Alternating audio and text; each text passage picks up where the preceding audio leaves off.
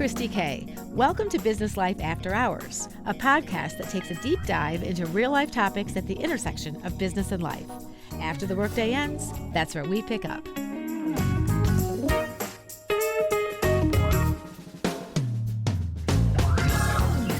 Our topic on this Business Life After Hours podcast is finding your deeper alignment. This podcast episode is for anyone who's feeling like something needs to change, for those who may need to crack their deeper code in work and in life, and who also may need a toolkit to do so. My guest is the founder of Together We Seek and Tech Savvy Women, and she spent a great deal of her life focused on helping women succeed on their professional paths, particularly in male-dominated careers. She's a tech expert, an author, a speaker, and now she's here to help us all step up even more. It's DiGeronimo here to enlighten us. Welcome, JJ. Hello, hello. Hey. Thanks so much for being here on Business Life After Hours. It is a true pleasure to have you here. Oh, I'm thrilled to be here with you today. Thank you. Absolutely. So let's set the stage as it ties to your work in the tech field and primarily with women. So what did you see and feel in your career that gave you this passion to dive deeper into the topic of women excelling, or maybe I should say not excelling, in male-dominated fields? Oh, well, I definitely think there's an influx, that's for sure. But I have to say it really didn't hit me until I made some really serious life decisions like, yes, I'll marry you. Yes, we can have children. Yes, I'll move to the suburbs. And when my career was not my only focus, I realized how much there is for women to do and how difficult it is for them to really stay aligned to their truest self while really being the force of nature and the leader they want to be in business. Oh my goodness, yes. You are echoing so many of my sentiments and thoughts. And I feel like while many of us succeed and we reach our C-suite positions or executive roles within organizations, what is one thing that you would say holds many women back, maybe the most in business and in life? As much as most of us don't want to admit it, we have an enormous amount of self-doubt. Many people refer to this as imposter syndrome. But the reality is that many of us do not feel like we should be in the seats that we're in, or don't really believe that we have as much as we really do have to contribute in some of these positions. And so many of us, regardless of the level, often doubt our value, our input, and even some of our thoughts and things we want to participate. Because in many situations, much of the corporate America is really defined by masculine energy. And so women have so much more innate knowing and wisdom that oftentimes don't find themselves or find those tools at the conference table. Mm-hmm. So we sort of give way to others' opinions, others' kind of that energy that comes, whether it's in the boardroom or in some, in a corporate meeting of some sort. We sort of give into that, or maybe we hold back. I would say we hold back. We question ourselves. Some of us have innate knowing that we just don't tap into. A story that comes to mind, there's a book I love called The Soul of Money by Lynn Twist. And she travels all over the world, meets with tribes and different groups across the whole world. She was working on many philanthropy initiatives and nonprofit initiatives. And one of the things that she found is she went into this place in Africa and they were running out of water. And of course the tribe was run by men. But when she met with the women, they knew where the water was. They knew where to drill. They knew how to really find the water. But the men did not value their voices and they had no real seat at the table. And it was Lynn that actually created a bridge for women to share their wisdom and really tap into a water source that was unknown to the men in the tribe up to that date. So I feel like women have innate knowing that oftentimes they feel uncomfortable or don't have the opportunity to share. The opportunity to share. I love that. So if we are peeling back the onion of our lives, let's call it, so it's almost like we get stuck maybe sometimes in the first few layers, and maybe that's expectations. There's this expression I use once in a while, like I am who I think you think I am. There are societal pressures, there are labels, there are people we maybe have in our circles who don't allow us to speak or use our voices as much. But we never perhaps allow ourselves to get to those deeper levels. So how do women maybe let go of whether it's getting stuck in expectations or labels, maybe it's needing to achieve. But how do we go deeper into those energies and those layers within? Yes, yes. This is a great question and one that's really teed up my third book. Because I had to really dive deep myself. So before I could share the wisdom, before I could really share the tools and strategies I've used to sidestep the external metrics and the external validation that I so strongly held on to for so long to define who I was, it wasn't until I essentially jumped into entrepreneurship that a lot of those external metrics I had to leave on the side. And I really had to figure out who I was, what made me tick, and how I could sidestep that self-doubt. And I think for many of us, it usually is a compelling event, or in sometimes a tragic event that forces us to really dig deep into who we really are. Mm-hmm. So if I may ask, what was yours? Well, my initial one was that I left my corporate job after 20 years and I moved into entrepreneurship. So that was my first level of sort of ripping off the Band-Aid. Mm-hmm. But then, of course, life happens and you have family situations and you have significant other situations. And there were a series of personal events that happened that really had me questioning, who was I? What did I really want to work on? And what was underneath sort of those layers of protection I had created for so long. Mm-hmm. Now, you and I have talked a little bit prior to the podcast about roles that our fathers, our mothers, our peers might be playing in getting stuck or hanging on to those kind of validating pieces. So why do we feel often so compelled to say yes to too many things, to overcommit? Do those yeses preclude us from reaching those deeper levels, or maybe even mask what we don't want to know or what we don't want to dig deeper into? Yeah, so let's start off at the beginning. So some of the relationships that we have experienced as children definitely impact our decision structure now. We carry these stories with us that Brené Brown dives into so beautifully when she talks about like the stories. Oh, me too. The stories that we tell ourselves. And one of my favorite books of Brené's is Rising Strong, which really talks about the stories that are on replay in our head that often not only drive our feelings, but most certainly drive our decisions. And if you want to change the way that you show up, oftentimes you have to dig through those stories. Like, what are your money stories? What are your stories that your parents told you about how you showed up and what they essentially praised you for? And how does that show up now as an adult? So many women I talk to in business, especially the ones that are on panels and in C-suites, many of them have had significant relationships with their fathers. And their fathers are the ones that talk to them about business and their roles and what they could do in the world. And I would say 9 times out of 10 in a panel, most of the women in strategic positions have a stronger relationship with a father figure that really encouraged them to kind of push through the boundaries that some of us experience today. That is so interesting. And what about mothers? Does that relationship play into this as well? Yes. So the mother relationship, I had to write 2 chapters in this book about mothers because there's such mixed emotions with women and their mothers. But what a common thread is among most of them is that there is some sort of strong energy with mothers, whether it is with how they feel about them, how much they see them, what their mothers have done, what their mothers have told them, what their mothers have told them not to do. Women have a hard time shaking the relationship they have with their mothers.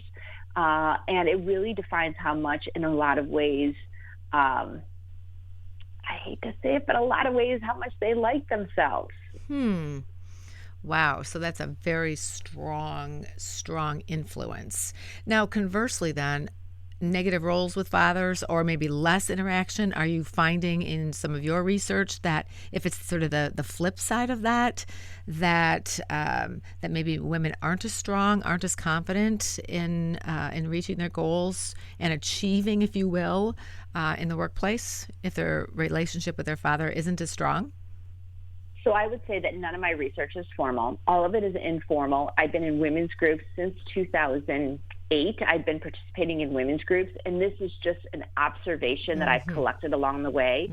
Very many people might write me and say, that's not my experience, but I would say when women get on stage and talk about their experiences, I tend to see a common theme.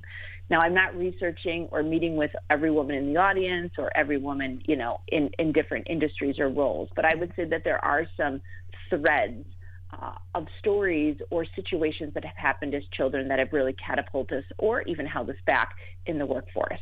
So what I'm suggesting is that usually the situation you are in now is not an accident. It is usually comes from somewhere deep along your path. Usually as a child, there's stories. And I think sometimes you need people to help you kind of dig through some of these stories to help you maybe release the energy or reset the story or even sidestep the story to get to your next level of impact. I love that. And I think sometimes too, before we get into that a little bit more, I want to talk to you about fear. Fear can be paralyzing, demoralizing, shaming, but it also, I feel it also can be a motivator. So when we as women feel fear and when we know it exists and maybe more than it should exist in our lives, how can we use it as our motivator as we start to maybe dig a little bit deeper?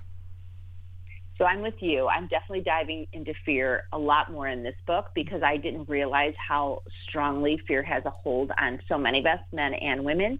But to your point, there is, kind of two sides of the fear coin. There's one that actually holds us from moving forward because we are in fear of not being good enough, not doing it right, looking foolish. So true.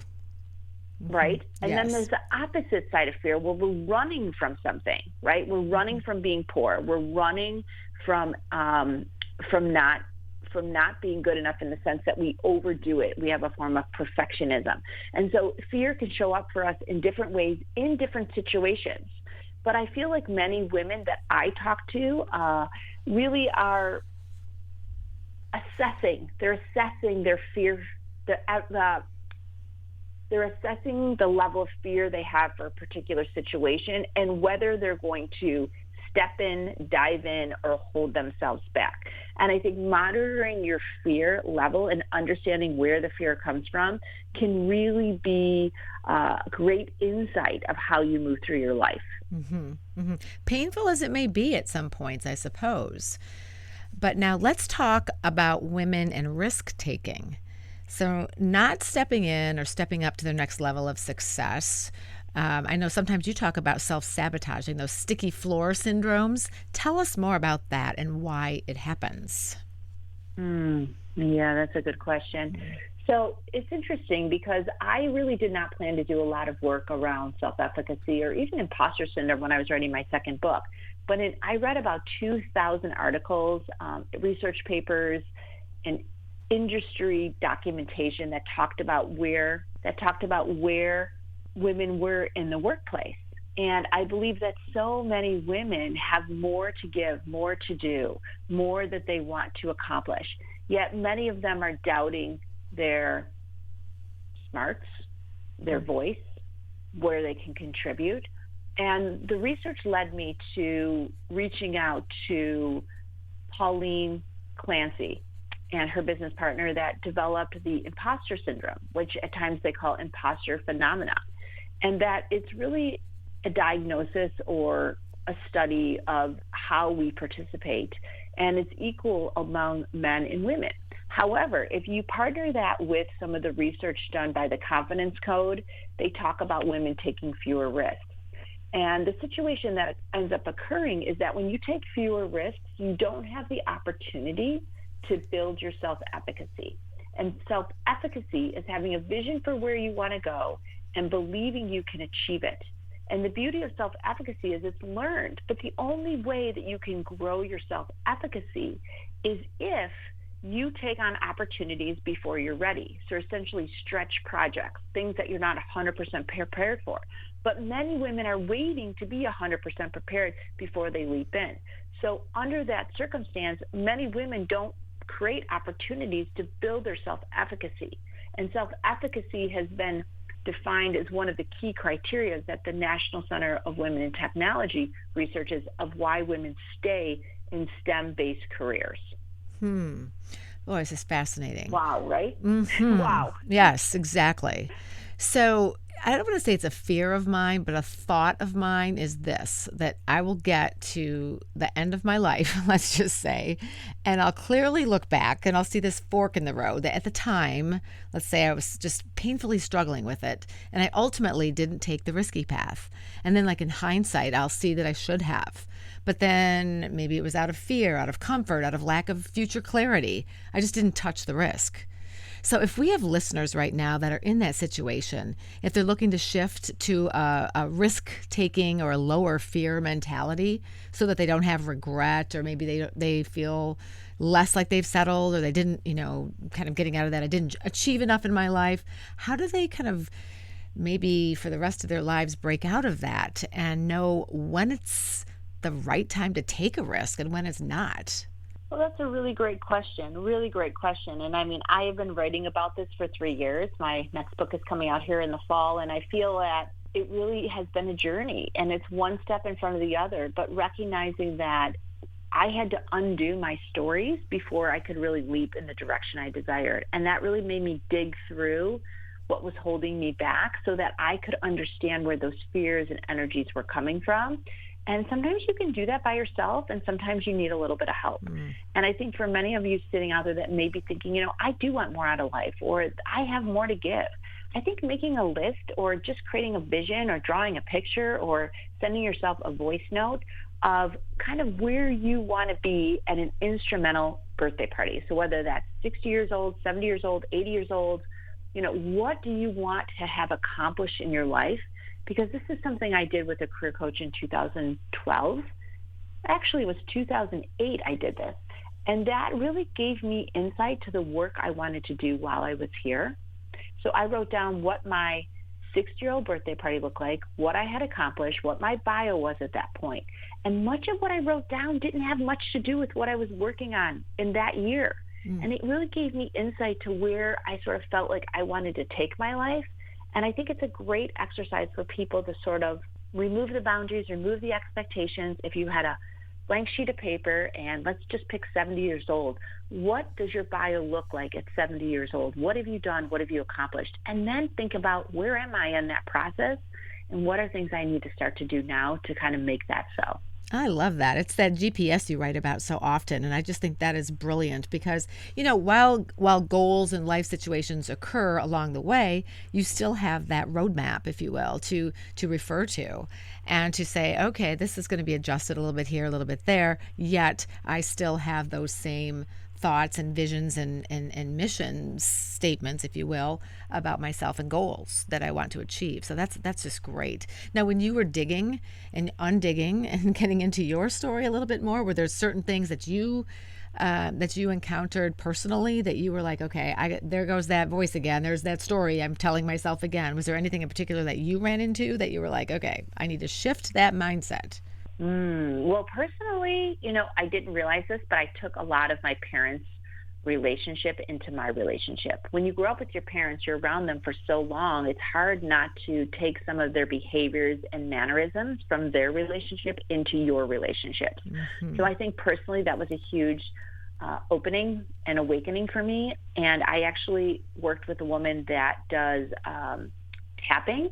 So Peggy Kohler up here in Northeast Ohio, she was an accountant and she really got into energy practices, and I met her along my path.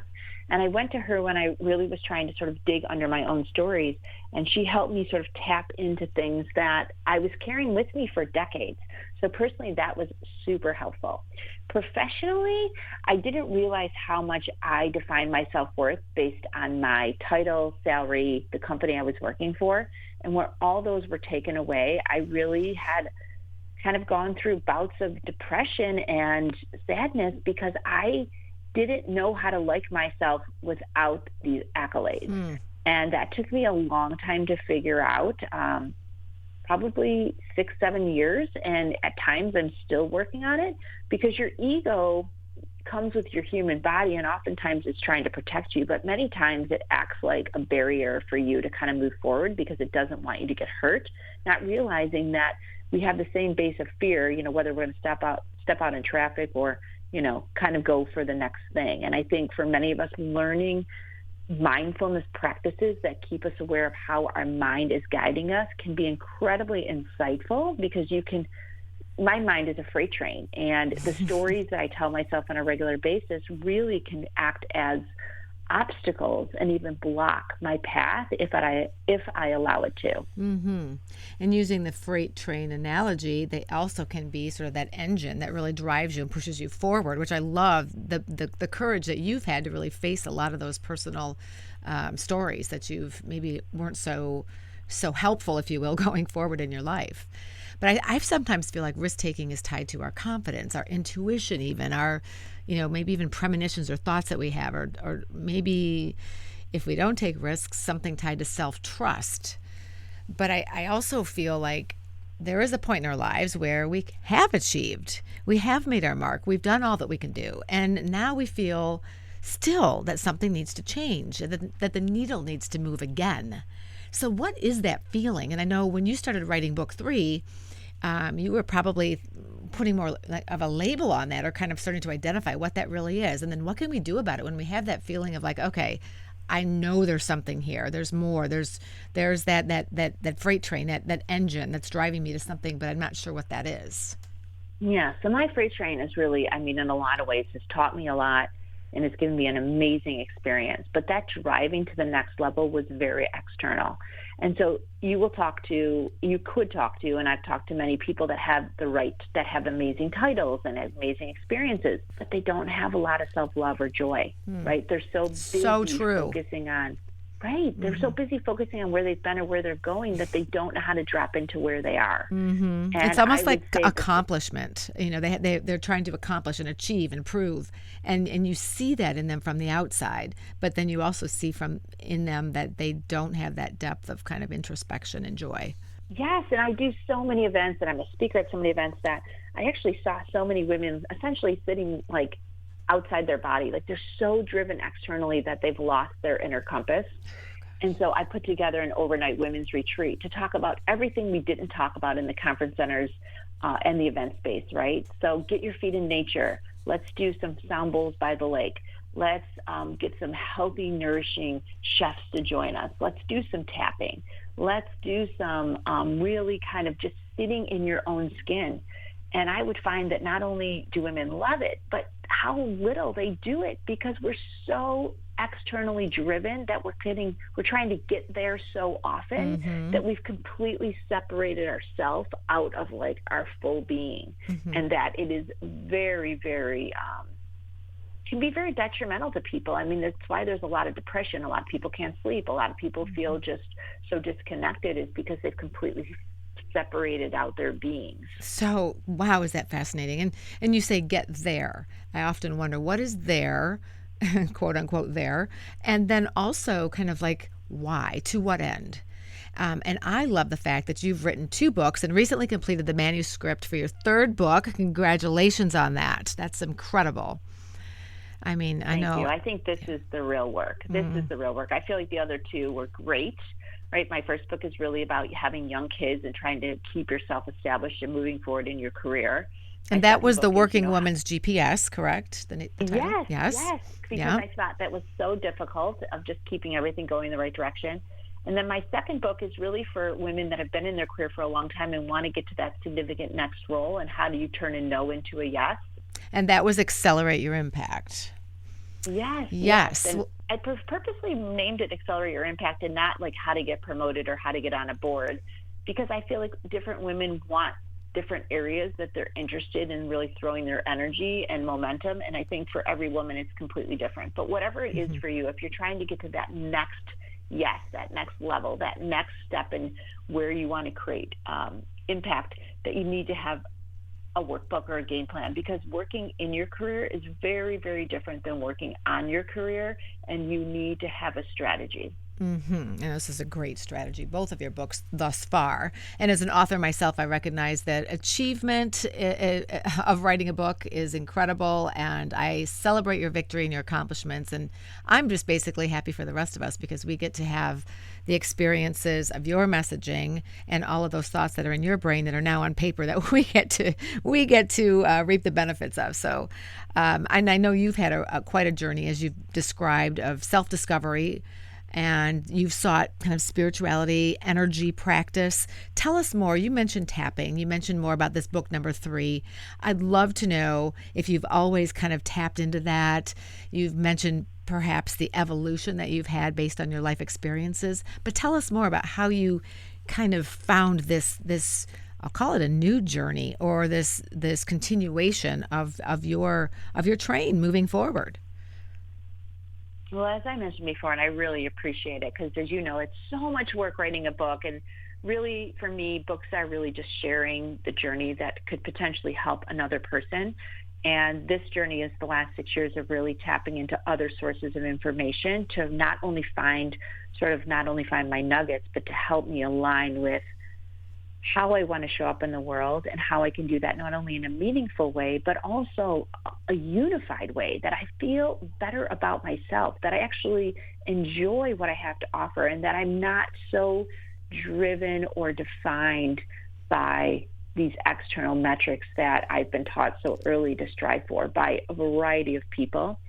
And I think for many of us, we know there's more. We know there's more to our life story, but oftentimes we just have to slow down a little bit and look around to what is crossing our path, what things are happening along the way that maybe we should pay a little bit more attention to. For me personally, I have to dive in really deep to get any type of awakening or shifting. And so I have really been on a mission to understand, my stories, my area of interest, and where is that coming from, and is that the healthiest space, and is it really where it's the best use of my time? And I think for many of us, slowing down often helps us create more alignment, but having people to help us is instrumental. And for me, energy practitioners that have helped me kind of dive through who I really am and what drives me has been instrumental. It might not be for everybody, but I have visited about 60 different energy practitioners, light workers, healers. And the whole goal is like, who am I and what is holding me back from stepping into my fullest potential? Mm-hmm. When you say energy practitioners, give us a little bit more of a description of that so our listeners can understand kind of how they would look into that if interested. Well, most of us know somebody who goes to an energy practitioner or something, but it's anyone who's really helping you just tap into your own energy. So whether you go to a yoga class or a Reiki session, or you decide to go to a sound bowl, or maybe you want to get into some jaguar dancing, or maybe you want to follow astrology and the moon signs, whatever it is, it's really kind of about really grounding yourself not only in your human body, but also in Mother Nature and the wisdom that comes along with how, even just the evolution of nature, right? From the seasons to the animals to, kind of everything that's around us. It is perfectly orchestrated for us to really step into our higher calling. But oftentimes we're distracted by this, we got to get it done energy. And it really is up to us to slow down and allow ourselves to decouple some of those getting there mentalities, getting it done, getting there, getting to that next level, and really allowing us to kind of sit in the energy in our body and the energy around us to really give us guidance on how to move through our lives. And as silly as that may sound to some, there is such peace in that if you're feeling exhausted, depressed, have high anxiety, can't sleep, these are all kind of indicators that what you're doing is not aligning with who you are. Mm-hmm. I did notice that producer Chris jotted down jaguar dancing as a note to self. So he's checking into that more. But listen, you brought something up too. I know I said this in my book. My book was for girls 11 to 17, but that there are these nuggets, these glimpses of insight, whether they're little messages or thoughts that may show up, if only for a moment in your life, but that could be revealing if only we take the time to pay attention to them. They're like little nudges. And I feel like what you're saying is if we can follow those a little bit more or see those and start to dip into this alignment journey and really even be aware of it, that's kind of the first step. Is that true? Yeah, I think just getting into the moment. So many of us are living in the past or focusing on the future. Most of us don't even live in the moment. Mm-hmm. They So do, true. you've probably seen the studies where they ask people how many stop signs or how many birds did they see or how many, whatever, anything to test, are you in your present moment? And I think that's what mindfulness does, even though it took me 3 tries to actually continue for the full duration of the mindfulness 8-week class I was going to. Mindfulness has been a game changer for me. It's based on the studies of John Kabat-Zinn, and it really is it's stepping into a practice that allows you to be mindful of the moment you're in. And I think that is the biggest gift you can give yourself if you're looking to start somewhere, is to learn to be mindful. And there's a ton of apps out there. There's a ton of courses. There's tons of things on YouTube. But I think mindfulness is one of the greatest gifts I gave myself because it allows me to be aware of those nuggets and really see what is crossing my path, because there are no accidents and there is a ton of synchronicity. But if you are in your head planning, designing, or reflecting, you will likely miss it. Mm. Oh, that's powerful. That's our next podcast too, JJ. We're gonna delve into that further. So what do you do then to settle in, to find that energy and that place of inner alignment when life is coming at you full steam ahead? How do you tap into that, and what benefits does the sort of this energy alignment and this focus offer you on the daily? Well, I would say that, one, I really pay attention to my frequency. And what I mean by frequency is I mean the energy level that I resonate at. So very similar to a radio station. Radio station, FM radio, frequency modulation, right? What frequency are you going to elevate at on a regular basis? What brings you down? What brings your energy down? What lifts your energy up? And I think one of the first things that I really had to work on is managing the energy in which I wanted to reside. So there are people that when I talk to them, everything is doom and gloom, not working, not this, not that. Managing those conversations so that you're in it for 2 minutes and not 22 minutes. Making sure that what you're watching, what you're reading, what you're doing allows you to maintain the energy level or frequency you want to reside at. I think for me, that was a huge decision, and also showed a lot of self-love, that I was not going to spend my time or energy on things that drag me down.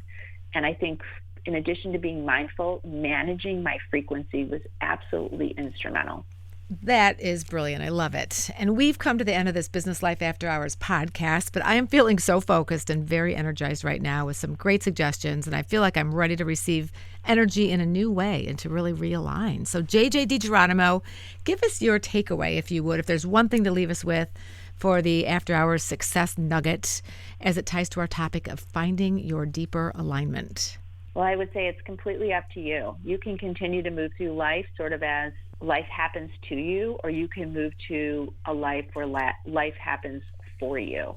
And I believe that if you live in a life that life is happening for you, you are really excited and interested to be in the present moment, to see what comes your way, the connections that happen, and even how we connected. I think for many of us, there's so much out there that can align us to our life's work, but we have to be present to see it.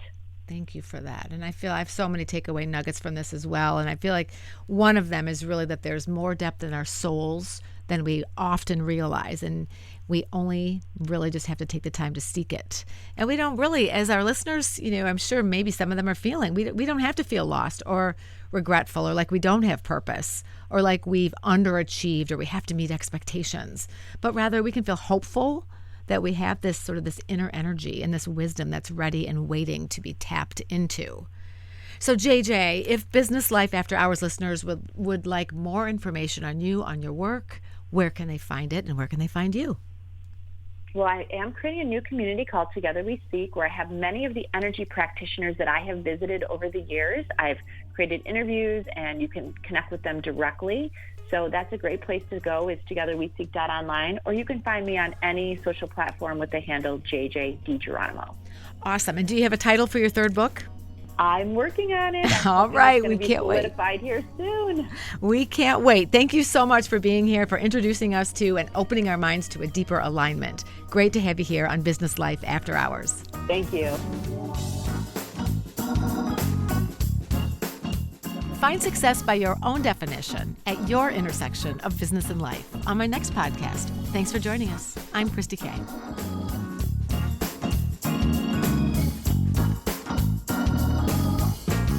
Business Life After Hours is hosted and produced by Kristi Kay. Audio engineering, production, and editing by Chris Pfeiffer. Be sure to join Kristi for her award-winning television series, Business Life 360, the third Thursday of the month on WGTE HD or at wgte.org/B360. Business Life After Hours is a production of WGTE Public Media.